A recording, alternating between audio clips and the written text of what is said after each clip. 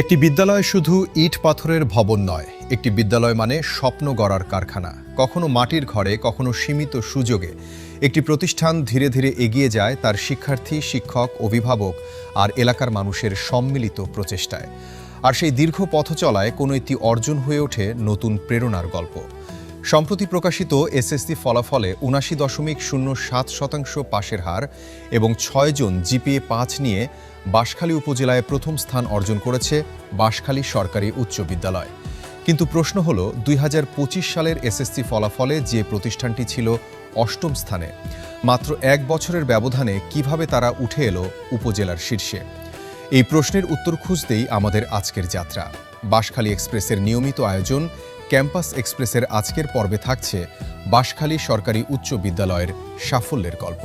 এই অনুসন্ধানে আমাদের সহকর্মী আরিফুল ইসলাম ফয়সাল কথা বলেছেন বিদ্যালয়ের প্রধান শিক্ষক এবং সাফল্য অর্জনকারী শিক্ষার্থীদের সঙ্গে। তাদের অভিজ্ঞতা, পরিকল্পনা ও বাস্তব উদ্যোগের মধ্যে দিয়ে আমরা বোঝার চেষ্টা করেছি এই সাফল্যের পেছনে আসলে কি কাজ করেছে। সুনির্দিষ্ট প্রশ্নের উত্তর ও আন্তরিক সহযোগিতার জন্য বাঁশখালী সরকারি উচ্চ বিদ্যালয়ের সম্মানিত প্রধান শিক্ষক জনাব ওমর ফারুক। শিক্ষক ও শিক্ষার্থীদের প্রতি আমরা কৃতজ্ঞ। ১৯৭০ সালে গ্রামের কয়েকজন শিক্ষিত ও শিক্ষানুরাগী ব্যক্তি, বীর মুক্তিযোদ্ধা আকমম আমির হোসেন, বীর মুক্তিযোদ্ধা মোস্তাফিজুর রহমান, আলহাজ মাস্টার ফরক আহমদ শিকদার, জহিরুল ইসলাম সহ স্থানীয়দের উদ্যোগে বিদ্যালয় প্রতিষ্ঠার কার্যক্রম শুরু হয়। পার্শ্ববর্তী কাহারঘোনা ও পশ্চিম চাম্বলের শিক্ষানুরাগীদের নিয়ে সভা হয়। বিদ্যালয়ের জন্য জমির প্রয়োজনের কথা জানানো হয় তৎকালীন জমিদার শেখ মর্তুজা আলী চৌধুরীকে। তিনি উদ্যোগটিকে স্বাগত জানান এবং বিদ্যালয়ের জন্য জমি দান করেন। ১৯৭০ সালে বঙ্গবন্ধু উচ্চ বিদ্যালয় নামে জমি রেজিস্ট্রি করে দেওয়া হয়। এরপর স্থানীয় মানুষের স্বেচ্ছাশ্রমে সেই জমিতে তৈরি হয় ৪০ হাত দৈর্ঘ্য ও ১২ হাত প্রস্থের একটি ছনের ঘর। সেখানেই শুরু হয় শিক্ষার যাত্রা। প্রথমে মাত্র ৫ থেকে ৭ জন শিক্ষার্থী নিয়ে ষষ্ঠ শ্রেণীর পাঠদান শুরু হয়। পরের বছর চালু হয় সপ্তম শ্রেণী। ১৯৭২ সালে বিদ্যালয়টি জুনিয়র স্কুল হিসেবে স্বীকৃতি লাভ করে। ১৯৭৩ সালের ১ জানুয়ারি প্রধান শিক্ষক হিসেবে যোগ দেন নুরুল আলম। পরবর্তীতে বিদ্যালয়কে উচ্চ বিদ্যালয়ে উন্নীত করার লক্ষ্যে আরও শিক্ষক নিয়োগ দেওয়া হয়। তাদের মধ্যে ছিলেন মাস্টার নুরুল হক, মাওলানা মনির আহমদ, আজিজুল হক, সুব্রত বড়ুয়া ও গোলাম রহমান সহ অনেকে। ১৯৭৫ সালের ১৫ আগস্ট বঙ্গবন্ধু শেখ মুজিবুর রহমান নিহত হওয়ার পর বিদ্যালয়ের নাম পরিবর্তন করে রাখা হয় বাঁশখালী ইউনাইটেড উচ্চ বিদ্যালয়। পরবর্তীতে ২০২৪ সালের ৫ আগস্টের পর প্রশাসনিক সিদ্ধান্তে বিদ্যালয়টির বর্তমান নাম হয় বাঁশখালী সরকারি উচ্চ বিদ্যালয়। মাটির ঘর থেকে শুরু হওয়া সেই পথচলা আজ এসে দাঁড়িয়েছে উপজেলার সেরা ফলাফলের মঞ্চে। একটি ভালো ফলাফলের পেছনে থাকে অসংখ্য নির্ঘুম রাত, নিয়মিত পড়াশোনা আর অনেক ছোট ছোট ত্যাগ।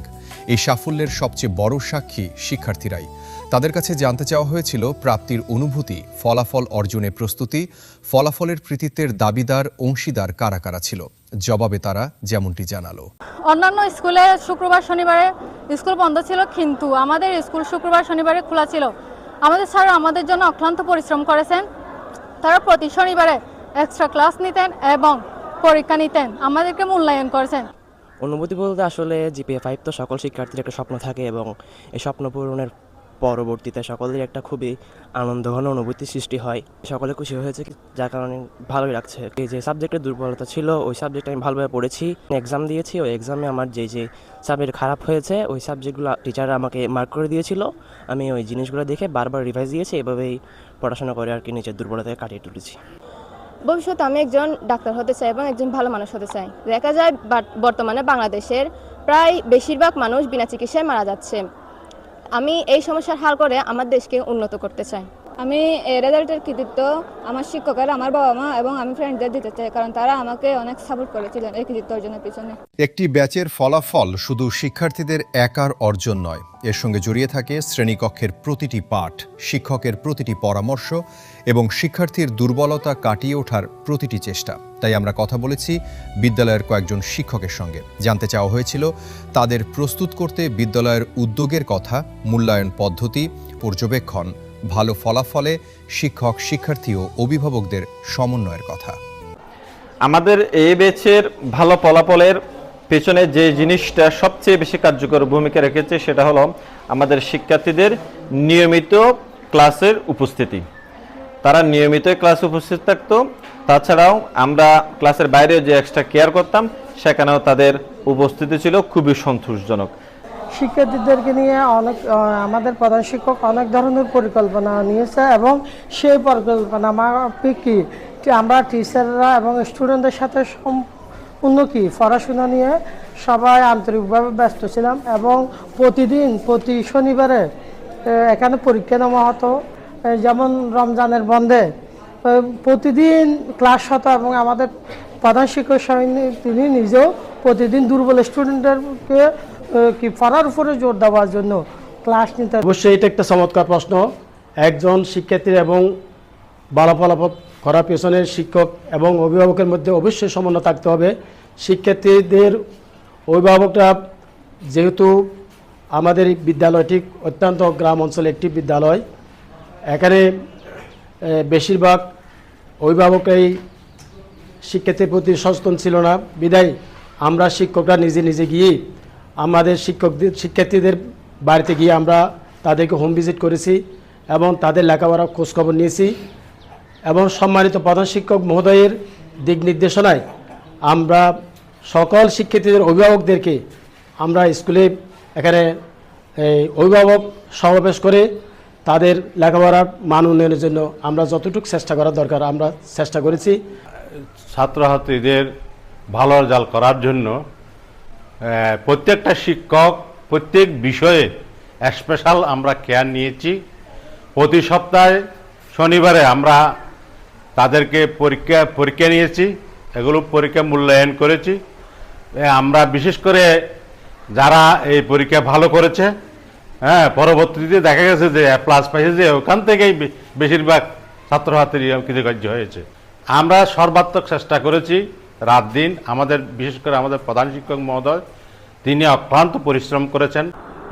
প্রথমত ধন্যবাদ জানাচ্ছি বাঁশখালী এক্সপ্রেসকে, প্রতিনিধি জনাব ফয়সালকে এবং দুর্বল শিক্ষার্থীদেরকে এখানে হোস্টেলে রেখেই আমরা রাত দিন কষ্ট করেছি। এই সফলতা শুধু আমাদের না, আমাদের শিক্ষার্থীর অভিভাবক এবং পুরো দেশের জন্য। আমরা চেষ্টা করি আমাদের প্রধান শিক্ষক মহোদয়ের নেতৃত্বে আমরা এই শিক্ষার্থীদেরকে পাঠদান করে থাকি এবং দুর্বল শিক্ষার্থী কীভাবে যে এগিয়ে নেওয়া যায় আমরা প্রতি সপ্তাহে এবং মাসিক পাক্ষিক এভাবে পরীক্ষা নিয়ে এভাবে আমরা ছাত্রছাত্রীদেরকে উদ্বুদ্ধ করে থাকি। একজন দক্ষ নাবিক বিক্ষুব্ধ সাগরে ঝড় তুফান মোকাবেলা করে যেমন জাহাজকে উপকূলে নিয়ে যায়, ঠিক তেমনি একটি প্রতিষ্ঠানের সাফল্যের পেছনে একজন প্রধান শিক্ষকের ভূমিকাও অনেকটা তাই। 2025 সালের এসএসসি ফলাফলে উপজেলার 8ম স্থান থেকে 1 বছরের ব্যবধানে প্রথম স্থানে উঠে আসার এই পরিবর্তন সম্পর্কে জানতে আমরা কথা বলেছি বিদ্যালয়ের প্রধান শিক্ষক জনাব ওমর ফারুকের সঙ্গে। আমার স্কুলে মানবিক, ব্যবসায় শিক্ষা এবং বিজ্ঞান বিভাগ থেকে সর্বমোট 129 জন শিক্ষার্থী অংশগ্রহণ করে। তন্মধ্যে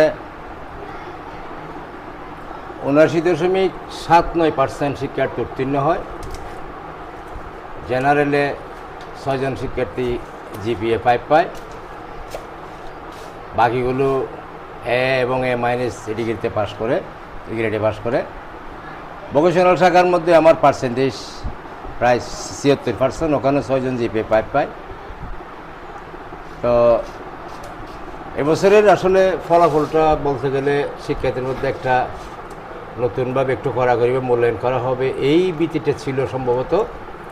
এ থাকার কারণে যেভাবে শিক্ষকেরা, এক্সামিনাররা ভালো করে মূল্যায়ন করছে, সেই সুবাদে আমার রেজাল্ট অনেক ভালো হয়েছে। বাঁশখালীতে আমরা প্রথম স্থান অর্জন করেছি। এর মধ্যে যেটা সর্বপ্রধান যেটা হচ্ছে আমার সহকর্মীদের ঐকান্তিক আন্তরিকতা।